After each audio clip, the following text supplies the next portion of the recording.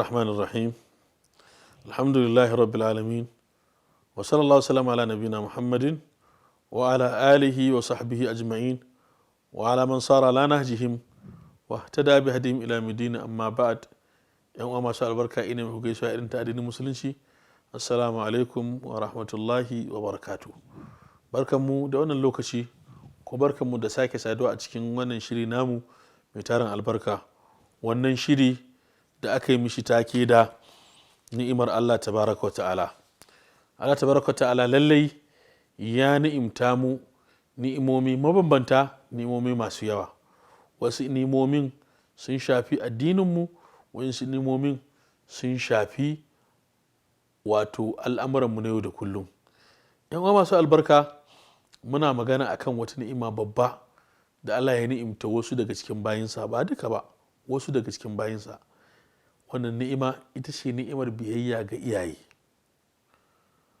Lokacin da ka waye gari kana ma iyayenka biyayya, kana jin maganansu, kana girmama su, kana mutunta su, to haƙiƙa kana cikin ni'ima babba.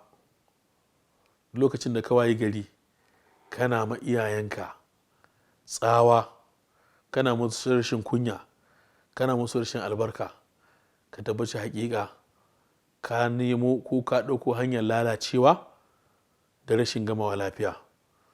Don idan baka bari ba, to rayuwar nan sai ta maka kunci. Duk dukiyar da Allah tabaraka ta'ala ya mallaka maka sai ta ƙare. Duk daɗin da kake ji sai ka dawo wannan daɗin gaba ɗaya ya ƙare. Kuma in baka yi hankali ba, kafin ka mutu sai ka yi bara saboda lalacewa. Yan uwa masu albarka, iyaye suna da girma a cikin wannan addinin, girma mai yawa. Kuma haƙƙinsu shi ke biyun bayan haƙƙin Allah kai tsaye. Allah tabaraka ta'ala shi ya samar da mu, ya halicce mu a matsayin da ba mu. Shi yasa haƙƙin shi ya fi haƙƙin kowa girma da wato mahimmanci a kanmu. Daga haƙƙin Allah sai haƙƙinsu. Saboda Allah tabaraka ta'ala ya samar da mu ne ta hanyar iyaye. Kuma idan da mahaifinka da ya haife ka zai haife ka ya watsar da kai, ya ƙi kula da cinka, ya ƙi kula da shanka, ya ƙi kula da makarantanka, ya ƙi kula da rayuwarka, wannan abin baya baka lasisin din ka samu wani ya girma, wato wani ka samu wani ya ɗauke ka ya kula da cinka da shanka da makarantanka har ka rayu ka girma. Wannan abin da mahaifinka yi maka baya baka lasisin ka ci mishi mutunci ko ka rinka mishi rashin kunya ko rashin albarka. Ko me mahaifinka yi maka ya fi ƙarfinka, saboda ya gabatar maka abin da ba wanda ya taɓa gabatar maka da irin shi. Me ya wannan abin da ya gabatar maka da shi? Shine sanadiyan zuwanka duniyan nan.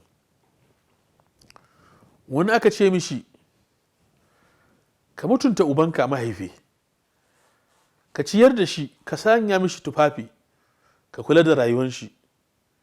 Sai ce to me ruwana da shi? Ya za a yi in kula da shi? Ya za in ba shi tufafi? Ya za a yi in kula da rayuwar shi? Shi bai kula da rayuwata ba. Me ya taɓa mun? Ni ba zan mishi ba. A'a, ya taɓa maka, bal shi ma ya maka komi. Tunda sanadiyan shi ka zo wannan duniyan, to yi maka komi. Ba a ce wanda suka kula da rayuwarka, suka sa ka a makaranta har ka girma ka zama wani abu, ba a ce wai kar ka kula da su ba. Ba a ce kar ka gode musu ba. Ka gode musu, ka kula da haƙƙinsu. Saboda annabi sallallahu alaihi wasallam ya ce duk wanda baya gode wa mutane baya gode ma Allah. Amma iyayenka a haka dole ka ba su girmansu kuma ka kula da su. Ba wai iyayenka ba, saboda girman iyaye fa hatta ƙawayensu da abokansu su ma yadda za ka bi iyayenka haka za ka bi su, sawun iyayenka suna da rai ko ba su da rai. Wata rana Abdullahi bin Umar yana kan hanyar Makka, yana kan abin hawansa shi da ɗaliban shi, sai ya haɗu da wani mutumi. Yana haɗuwa da mutumin nan ya sauka daga akan abin hawan ya ba wannan mutumin, ya kwance rawani shi ya ɗaura ma wannan mutumin, ya ce ɗaura, ya girmama shi, ya girmama shi. Sai mutane suke cewa, ya Abdullahi bin Umar, wai wannan mutumin waye da ya cancanci wannan girman da mutuntawa da kai mishi? Sai Abdullahi bin Umar yake cewa wannan baban shi ya kasance aminin sayyidina Umar ne, ba wai shine aminin sayyidina Umar ba, baban shi ne aminin sayyidina Umar. Shi yasa ne mishi haka na mutunta shi, na girmama shi, haka na bashi abin da Allah ya bani. Saboda naji Annabi sallallahu alaihi wasallam yana cewa inna min abarral bir an yaburra rajulu ahla wuddi abihi. Lallai matuƙa, kai matuƙa wurin biyayya ga iyaye shine mutum ya yi ma masoya iyayen shi biyayya. ‘Yan uwan iyayenka ne da masoyansu duka musu biyayya.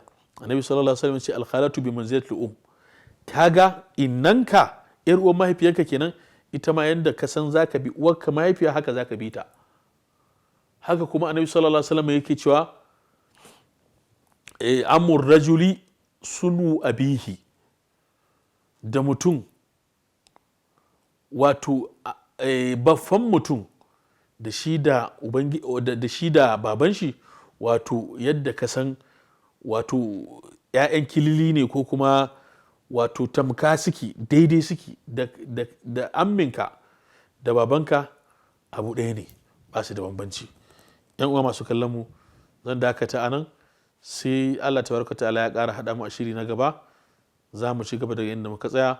Wallahu alam, wa sallallahu wasallam ala nabina Muhammadin wa ala alihi wa sahbihi ajma'in.